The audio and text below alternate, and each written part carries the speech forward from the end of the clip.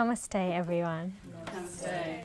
Today we'll be learning about how to stay in balance in the different seasons, the different stages of life, and the different times of the day. So Ayurveda is a science of awareness that teaches us how to tune into the changes happening around and within us in every moment. So in this world, everything is constantly changing. The elements are constantly in flux. So nothing is static.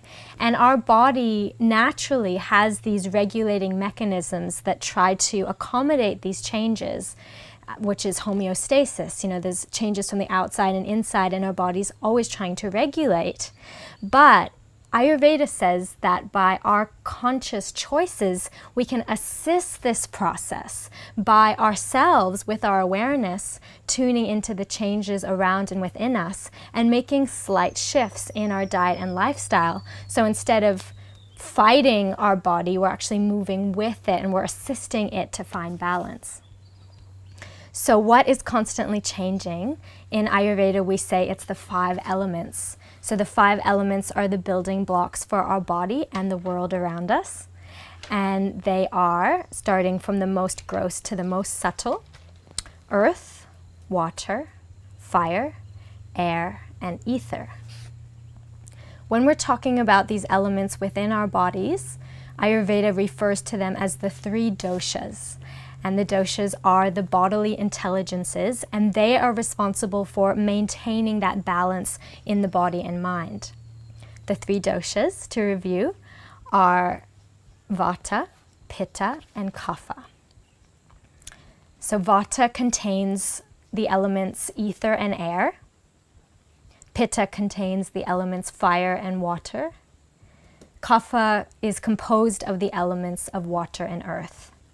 So because of these elements, the doshas have natural qualities that are inherent in the elements. So the qualities of Vata, because of this air, wind-like energy of this dosha, the qualities are cold, dry, rough, variable, and mobile, so constantly moving. So in the body, Vata is the principle of movement. So wherever there is movement, that is governed by Vata. That is the intelligence behind movement. So when it's in a balanced state, all the subtle movements of the body, the nervous system, elimination, etc., they're smooth. They happen well. When it's out of balance, things start to go wrong in those areas. Pitta, due to the elements it contains, possesses the qualities of hot, sharp, light, intense, slightly oily. And in the body, these qualities help metabolism and digestion to happen. So wherever there is transformation and digestion, that is governed by Pitta. Lastly, Kapha dosha, because it contains water and earth, has natural attributes of cold, heavy, dense, damp, slow. And these qualities, these elements, are responsible for the structure, the cohesion, the lubrication of all of the body's tissues and channels. And on every level, these doshas work together to maintain balance. And again, when any one of those doshas goes out of balance due to our diet and lifestyle, then there is a chance that this regulating mechanism, this balance, will get thrown out. So we're all born with a unique ratio of these 3 doshas, and in Ayurveda this is called your prakriti, or your body type, your natural constitution, which is written into your genetic code. It's with you from birth and up until the time that you die.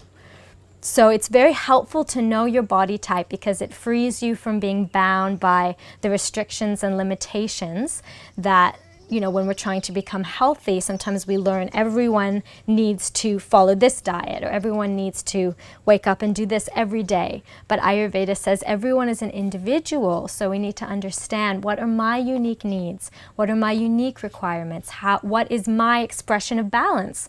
Because a Vata type being balanced will act and look totally different than a Kapha type in balance. So it teaches us what we're striving for. So body type is very important.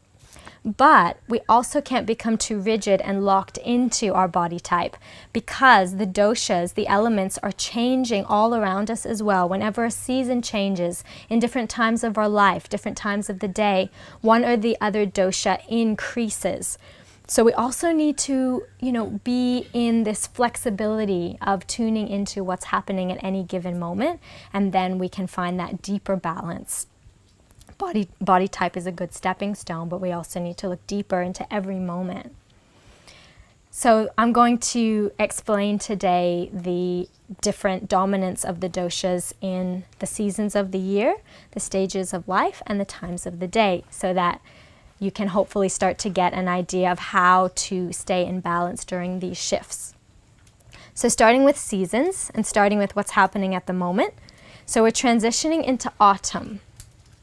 And this is a really important time to stay balanced, because this is a junction point. So junction points, there's always more chance that the body can go out of balance. Things are more sensitive, so we need to take extra care to stay in balance. So whenever there's a change, our body has to adapt.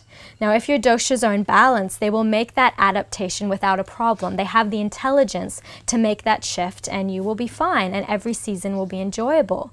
If your doshas are not in balance, when you shift from season to season, they don't have the right intelligence to make that transition properly, and then you're more likely to get some kind of seasonal illness. So if you are sensitive at the junction of seasons, or when we change into colder weather, for example, you know that you need to look at balancing your doshas, because they're not strong and stable enough to make that transition in the right way. So coming back to autumn, autumn is dominant with vata. The qualities of vata are on the rise.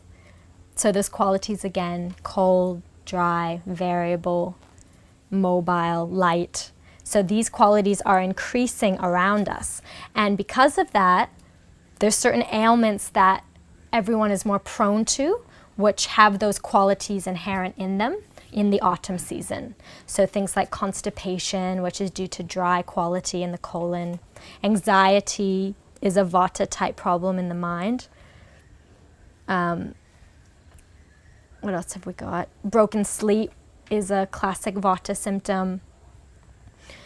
Anything that has a variability in it. So one day good, one day bad, digestion good, one day digestion bad. So anything that's constantly shifting, that is indicative of a vata imbalance. So these are some things that show us that vata has gone out. Now, what we need to avoid, firstly, before we talk about what to do, is anything that increases the qualities of vata. So in terms of foods, anything that's dry, light, cold, rough, like salad. So raw food of any kind in autumn is definitely contraindicated, because it has all the qualities of vata. Things like chips, corn chips, potato chips, they're very dry, crunchy, light, increasing vata. Carbonated drinks, there's that air quality. Anything overstimulating, such as coffee, very much contraindicated in autumn. All the time, but especially in autumn.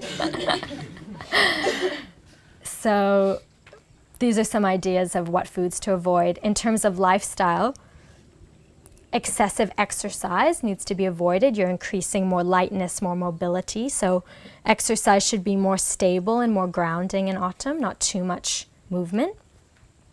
Any kind of mental overexertion or physical overexertion. So you have to give a bit more care to nurturing yourself, not pushing too hard. A variable schedule needs to be avoided. So routine, very important in autumn, because vata has that variable quality. And simply avoiding being out in cold, windy weather. Or if you have to be in it, try and stay really warm. That sounds so simple, but it's really important. And to balance vata, we simply need to bring in and emphasize the opposite qualities, such as warmth, stillness, grounding, lubrication, these types of qualities. So in terms of warmth, warm foods, warm liquids, very important in autumn. Staying warm, again, dressing appropriately. Stillness means that, avoid having too hectic of a lifestyle, and even, having a shavasana in the afternoon, making sure you're actually getting that still quality into your day, not just when you're sleeping. That will help Vata as well.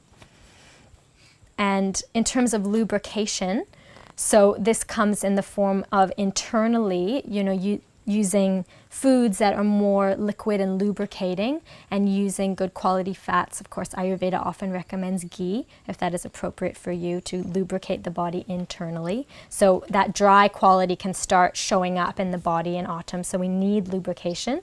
Externally, with self-massage with warm, cold-pressed black sesame oil. That's a safe oil for all body types. And that is very powerful in autumn to balance Vata. That can bring down excessive Vata very quickly.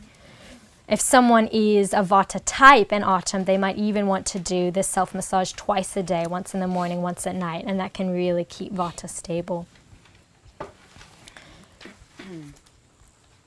So one thing I want to bring in the season, understanding of the seasons, is that each dosha governs different sense organs.